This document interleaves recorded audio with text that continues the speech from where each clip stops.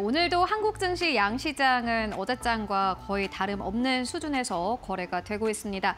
시장 참 어렵습니다. 오늘 시장 사실 크리스마스 랠리, 연말 랠리를 기대를 했었는데 여전히 2,400선에서 2,500선 안에 갇혀있는 코스피입니다. 다만 좀 긍정적인 부분을 찾아보자면요.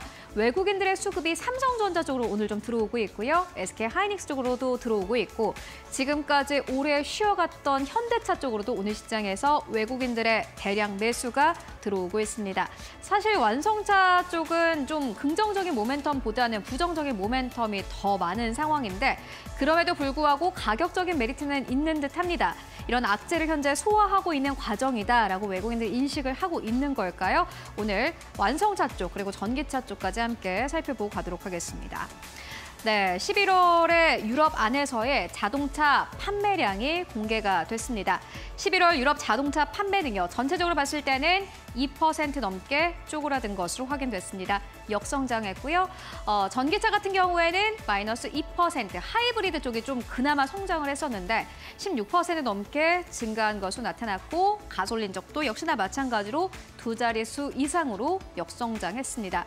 좀 브랜드별로 살펴보도록 하겠습니다. 우리가 잘 봐야 할 기아 보시다시피 8% 넘게 쪼그라들었습니다. 현대차는 말할 것도 없습니다. 그나마 기아가 미국 쪽에서 유럽 쪽에서 괜찮은 실적을 내고 있었기 때문에 현대차 보시다시피 두 자릿수 이상 쪼그라든 것을 확인하실 수 있습니다.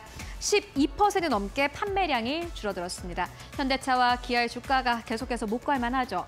테슬라도 마찬가지입니다. 전기차 쪽이 보시다시피 유럽 안에서 역성장한 가운데 테슬라는 전년 동월 대비해서 무려 28% 넘게 판매량이 줄어든 것으로 나타났습니다. 테슬라도 부진하고요. 현대차, 기아 말할 것도 없습니다. 대체적으로 11월 작년 대비해서 역성장한 것으로 나타났습니다.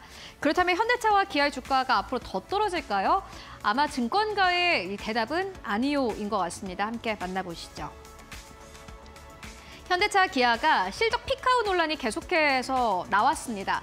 현대차, 기아가 워낙 2023년까지 실적이 좋았기 때문에 2024년이 되면은 실적 피크아웃이 올 것이다라는 전망이 나왔고 이런 피크아웃 논란이 있긴 했습니다만 현대차와 기아는 연이어서 긍정적인 실적을 낸 바 있습니다. 그런데 여러분들 아시다시피 계속해서 잘하면은 앞으로 이것보다 더 잘할 수 있을까 하는 우려감이 나오길 마련입니다.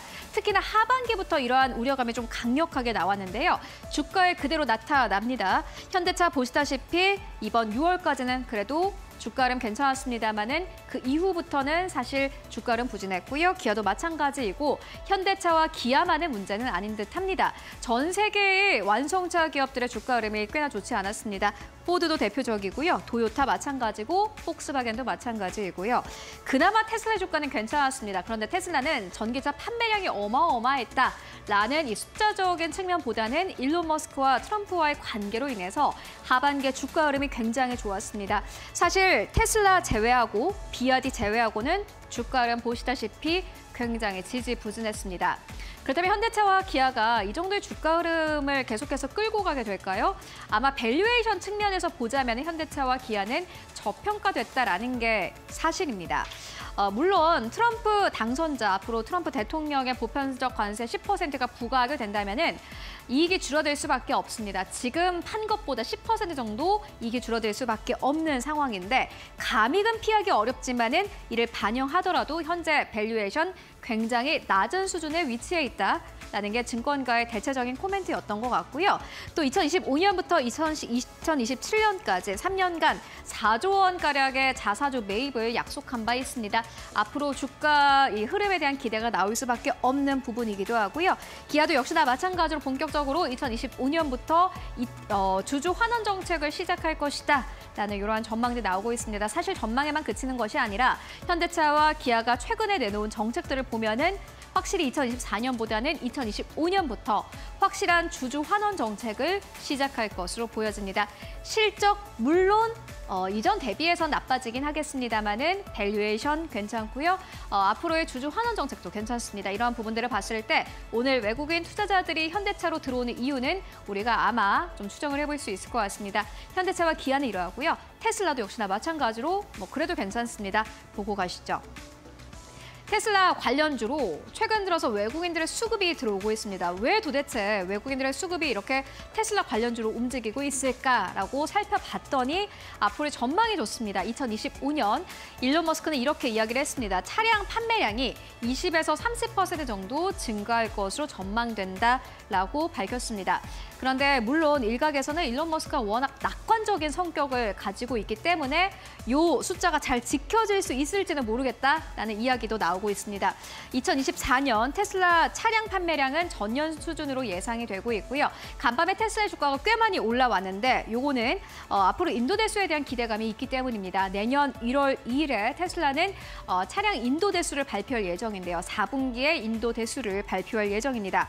바클레이즈의 댄 레비는 51만 5천 대를 인도할 것으로 전망된다라고 밝혔고요. 이는 시장의 컨센서스 대비해서 약 5천 대 정도 더 많은 수치입니다. 그렇기 때문에 안 그래도 테슬라에 대한 투자 심리가 좋은 가운데서 인도 대수에 대한 기대감까지 커지면서 테슬라의 주가는 함께 상승 탄력을 받아가고 있는 상황이고 관련주로 한국 시장에서 외국인들 수급이 붙고 있습니다. 이뿐만이 아니라 사실 모멘텀 조금 더 많습니다. 이어서 만나보시죠. 테슬라의 모델 Y의 페이스리프트 버전이 공개가 됐습니다. 주니퍼인데요. 앞에 보시는 사진처럼 앞으로 출시가 된다고 합니다. 기대감 높아질 수밖에 없겠죠. 2024년 12월 그리고 2025년 1월 중국 상하이 공장에서 생산을 시작을 한다고 하고요. 2025년 1분기에 공식 발표가 되고 출시가 예정이 되어 있습니다.